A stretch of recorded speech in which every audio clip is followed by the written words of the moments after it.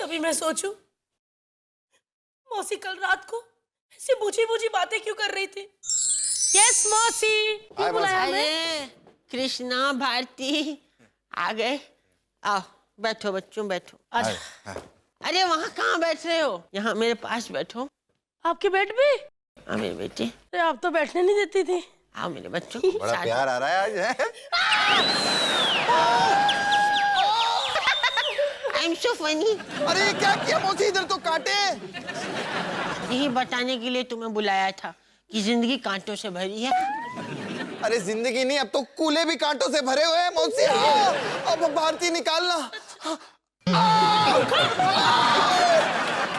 फिर डाल दिया। दुख रहा था ना तुम्हें। मौसी अपनी हरकतें देखो, ऐसा मत किया करो यार। तुम्हारी उम्र होगी है, दिन रात भगवान को याद किया करो। भगवान को तो मैं रोज याद कर लूं, लेकिन डर इस बात का है किसी दिन भगवान ने अगर मुझे याद कर लिया तो लेने के दिन पड़ जाएंगे। मौसी? ए मौसी, मौसी कभी भी ऐसे मरने की बात मत करना। इतना प्यार करता है मौसी से। पता है मेरी नानी कहा करती थी, जो लोग मरने की बातें करते हैं ना, उनकी उम्र और बढ़ जाती है। बकवास नहीं करनी, समझे?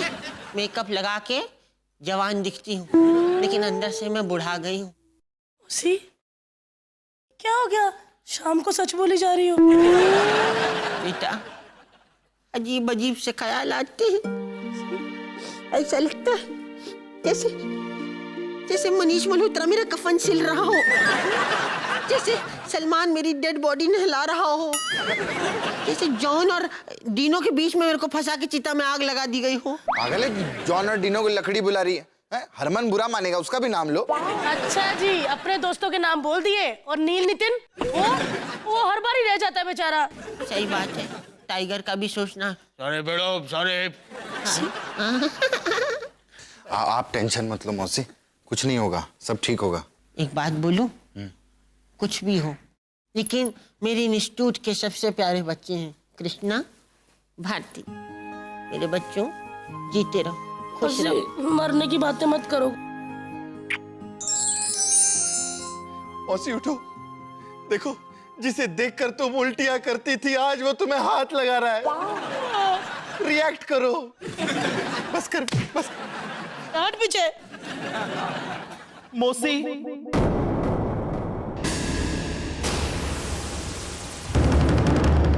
तुसी ना जाओ मौसी। आइले पप्पी बोला। अरे मौसी अब तो उठो, अब तो पप्पी भी बोलने लाए। लेकिन मौसी ऐसे अचानक कैसे मर गई?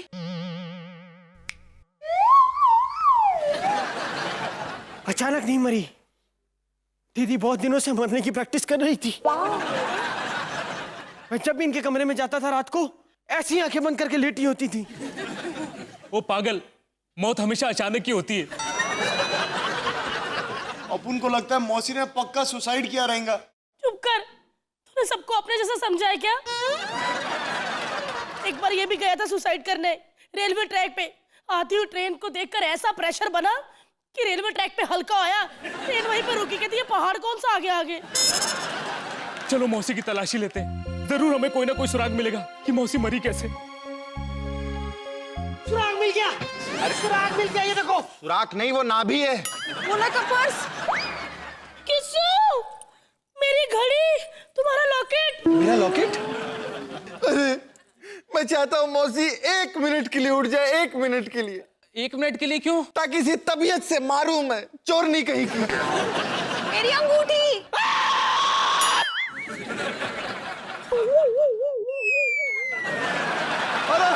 चलने दो इसकी पीठ, इसको होश आए।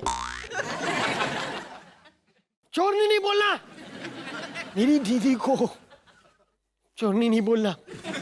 पता है, खुद भूखी रहती थी और पहले अनाथ बच्चों को खाना खिलाती थी। हाँ, अनाथ आश्रम में आया थी ना, तो वहाँ रूल था, पहले बच्चों को खाना खिलाना पड़ता था। मौसी, मेरी प्यारी मौसी, ऊपर वाले को प्यारी हो गई। आए मौसी, मौसी। छोड़ना, अब छत पे खड़ा हो के मर्दों को कौन उकसाएगा मौसी? है मौसी, कल मेरी बात हुई इनसे केमचो पे। केमचो पे? हाँ, ये व्हाट्सएप का नया वर्जन है ना गुजराती में, केमचो। है मौसी, तुम्हें ऊपर वाला करवट करवट नर्क में जगा दे, स्वर्ग में गई तो वहां का माहौल गंदा कर दोगी तुम। तुम भाई अपने मुंह का अलाइनमेंट सही करवाओ, हिल रही है जगह जगह से। है मुन्ना, तू इतना सा था, इतना सा, इतना माचिस की डिब्बी में रखते थे तुझे। तुझे मौसी लाई थी सड़क से उठा के, और आज तक ये एहसास नहीं होने दिया कि माँ बाप के बीच से उठा के लाई है तुझे। ऐसी ध्यानदार औरत थी। हो गया आपका? हाँ? मौसी की तारीफें कर रहे हो, सावधान इंडिया का एपिसोड सुना रहे हो आप। ऐसी बात नहीं है गरीबों, दिवाली और ईद पे कोल्ड ड्रिंक पीने वालों, ये देखो वसीयत मौसी ने लिखी है। क्या वो आंखें क्यों फिर गई? मौसी ने लिखी है? हाँ। दीदी आपने लिखी? मेरी दीदी राइटर थी। मेरे कितने सीन है इसमें? इसमें तुम्हारा पहला सीन में गोली लगेगा और आखिरी सीन में भी गोली लगेगी तुम्हें। अबे क्या है, ये जायदाद की वसीयत है। जायदाद? ओ, तो जायदाद आखिर किसके नाम होगी? तो पढ़ो ना, किस किस को क्या मिला ये है? जो अर्थी का खर्चा उठाएगा वो ये वसीयत पड़ेगा। बकरी की बच्ची। लिखा है जो ये मेरी संपत्ति है, ये जो जायदाद है, ये 2 करोड़ की, ये शकील मास्टर को मैं देती हूँ क्योंकि शक्ल से बहुत शरीफ और अक्लमंद भी है। दूसरी है कि इसमें से 2% कृष्णा को दे दो, लेकिन उसके लिए भी एक शर्त है कि तुम नैन्सी और सपना को अपनी सगी बहन बना के मेरे साथ रुखसत करोगे, यानी शकील के साथ।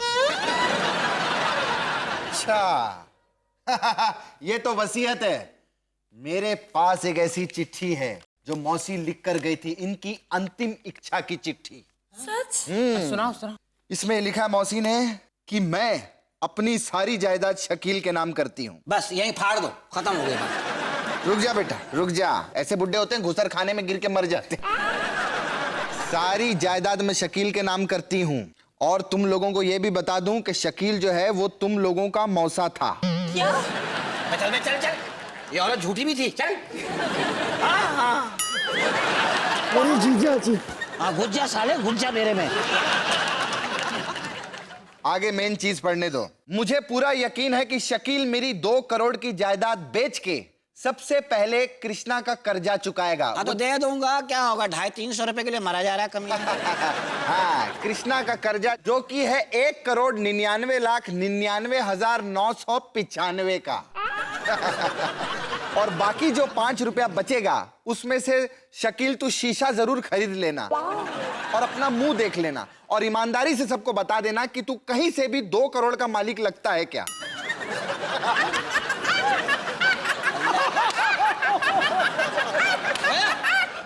साले अल्लाह करेगा किसी ने तेरा मुर्गा किसी छुरी के नीचे आएगा। बात सुनो भाई, ये कोई वसीयत नहीं है, तो मैं ताया का तलाकनामा लेके घूम रहा हूँ। तो ये भी कौन सा अंतिम इच्छा का लेटर है, ये भी दूध वाले का बिल था। ये जायदाद का ही है। कैसे खुलवाया? मजाक कर रहा था। अरे वसीयत तो लेटर हो ना हो, लेकिन मुझे ये बताइए मौसी की तिजोरी में बहुत पैसा है। हाँ, अरबों रुपए भरा पड़ा है। देखो निकाल के दिखाता हूँ। ये देखो, ये 10 का नोट मिला बस। या अल्लाह, ये कहीं ना कहीं निकलेगा, देखना। ये निकला। क्या हुआ? इंतजाम हो गया। अर्थी का? नहीं, ठंडे का। अर्थी का तुम लोग संभालो, मैं ठंडा पी के आता हूँ। अब वो शमशान नहीं जाएगा क्या? नहीं, मुझे शमशान में डर लगता है। क्यों? क्योंकि एक बार मैंने शमशान के बाहर लिख दिया था वेलकम, लोगों ने बहुत मारा था, चिता में से जलती लकड़ियां निकाल के मारा।